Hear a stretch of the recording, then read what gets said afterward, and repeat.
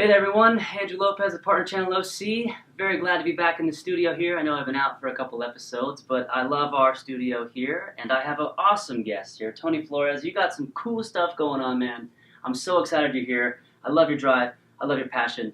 This is the story that we love to tell on Partner Channel OC, so thank you so much for being here, man. Of course, man. Thanks for having me. Of course. Well, let's get into it, man. You got a lot of good stuff to say, so Tony, tell us a little bit about yourself. Yeah, so I was born and raised in Riverside, California, down here in beautiful Southern California. And, just kind of the typical upbringing, played competitive soccer most of my life, played a little bit in college, was kind of bouncing around from career path to career path. I was eventually going to, I was going to try and be a law enforcement official, right, with California Highway Patrol. I was doing some criminal investigation stuff. I was, started doing mixed martial arts religiously for about 3 years.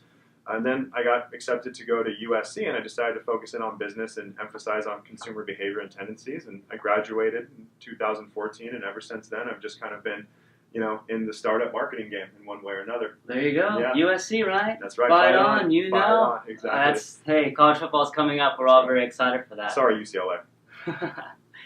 Well, awesome, man. No, it sounds like you've been all over the place in a good way, though. You have a lot on your plate, but you've really found kind of something really cool in growth science, which you've created. And so tell me, what made you start growth science? What is it, and what made you kind of just say, I want to do this? Right. So I'll give you the background. It's 2016, right? And part of what I'm doing is managing the outside digital marketing agency for the startup that I'm working for. And I had this big background in digital marketing before then, but it didn't translate into be able to manage this outside third-party agency as effectively as I wanted to, right? Because it was a startup. There was a lot of people wearing a lot of different hats. Resources were being reallocated, culture was changing, processes were updating all the time, and as a result, performance suffered, right? I couldn't give that agency the attention they needed to execute the way they could, right? So about 6 or 7 months into that role, they hired this big hotshot CMO from a company that you've definitely heard of, and he starts telling me about what digital looks like at that level, at the 6-figure-a-month level, right? What agencies expect of their clients, what clients expect of their agencies, the planning processes, the execution processes, the analysis process, all these different things that sounded really great and candidly were exactly what we needed. We were just kind of priced out because that type of attention and the type of caliber of agency is obviously very expensive. So we made do with what we had. About a year goes by, CMO decides to move on to bigger and better things, and I start thinking to myself around Halloween of 2017, I bet there's a version of this process I can put together that achieves similar results for smaller teams without overextending their budgets, overextending their limited resources. And that was sort of the initial thought that drove the early iterations of growth science. And ever since that moment, I've been obsessed with this idea of how can I provide world-class marketing and digital marketing and advertising execution to the small teams wearing too many hats that are over-resourced or overextended, under-resourced, and really need that deep level of involvement from their agency, but can't necessarily afford the big hotshot agencies of record that are reserved for the bigger startups, bigger invested companies, those kind of things. So that's what I've been working on nonstop. Awesome. No, that's really cool. So you take the big picture idea, the C-level idea, and you bring it down to a small business, and you say, hey, I got the vision of a C-level employee, but I'm here with you, partnering with you, kind of saying,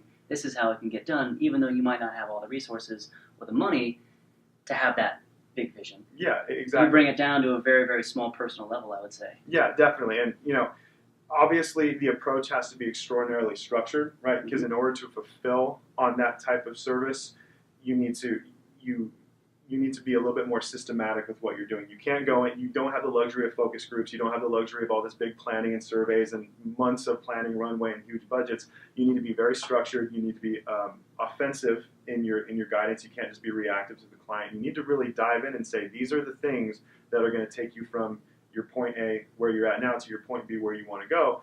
And it really does require a lot of understanding between the client and the agency before you actually start executing, because I'm a firm believer that the most important part of an agency-client relationship is that client has a similar profile of the ideal client profile for the agency, right? You need to be working with people that are similar stages of their growth, similar stages of their journey, right? And if you misalign with your agency, you're going to run into a lot of the frustrations I ran into on my last gig. Yeah, which are tough frustrations to run into absolutely. for a small business. Yeah, right? exactly. Whether it's startup or a small business, that's a tough wall to hit. Exactly. And you're here to help overcome and break through that wall with those businesses, right? Exactly. I'm here to help guide those businesses to the end result they're looking for, which is, hey, even though we're a small team, even though we have some big growth goals and we're overextended, under-resourced, there's still a viable digital advertising opportunity for us. We don't have all these other things our big competitors and more established incumbents have, but we have the ability to execute at a world-class level, even with what we got now. And that's kind of the mission. That's kind of the vision that I'm trying to give everybody who's in the startup space, right? If you've tried Google Ads or you've tried Facebook and you haven't gotten out of it what you want, or maybe you haven't started yet because you think that there's no way you can compete in that space, there's absolutely ways you can compete in that space. It requires a little bit more work and it requires some open-mindedness, but you can accomplish what you're trying to accomplish. And that's what I'm trying to get across to everybody. I love it, man. Yeah. You got a really, really cool focus. Right. And a drive that is intoxicating, as I would say. It's really, really cool, and it's the story that I love to tell on here. One other question I have for you is, as we all know, the question I love to ask is, Tony, how do you value partnership in your business? So it's no secret that there's a lot of digital marketing guys out there, right? If you hear someone say I'm a digital advertiser, right, you think, okay, well, you're one of the million dudes that went to an event and now calls himself a digital advertiser, right? So it's a very saturated market. It's difficult to stand out, right? And so when I first got started, I realized, one, I'm probably not going to get the initial growth that I want focusing on, here's how much money I've spent, here's the clients that I've worked for, and here's all the other things that every other agency says about themselves, because candidly, there's always going to be someone that's spent more or that's had bigger clients or who's done more grand things, right? So I realized just the typical positioning of an agency, it wasn't going to give me the trajectory and growth that I was looking for.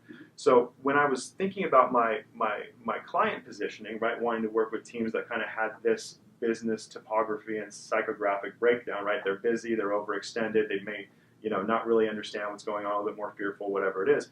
I also started thinking about how do I position that in the eyes of my competitors that I don't want to perceive me as a threat. I want them to perceive me as a compliment. I want them to know that building a relationship with me and exchanging value to our target market with me would not threaten their market share at any point.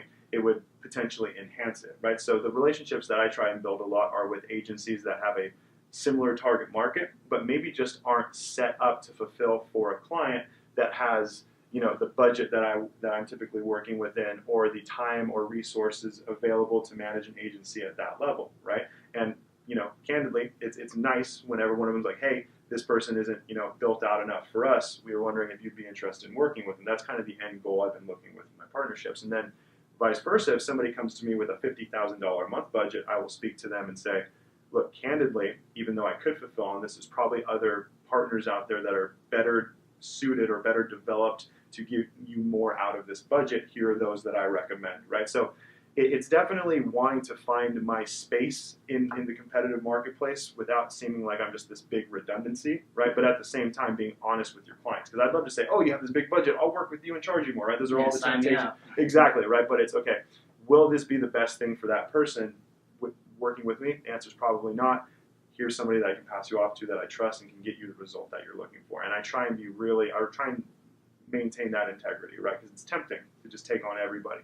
But since I'm trying to scale out something very specific, I got to turn away the less than ideal clients. And that's, it's not always easy, but it's what I'm doing, right? Yeah. Trusting the process. Of course not. 28 years old, sounds like you got it all figured out, man. No, that's really, I really definitely cool. don't have it all figured out, man. None of us ever have it all figured out. But I love, as I've said, I love your vision, your passion, just your drive, and just your value for helping, small businesses out and helping get that big vision out there. Thank you. So I really appreciate what you're doing, and I'm very excited to see where you go in this new venture and to help the other ones out there, just like yourself and just like myself, who are starting these things and doing these great things in our community. So I'm going to put Tony's contact info below. Connect with him, reach out with him. He's got a lot of good stuff to say as we captured.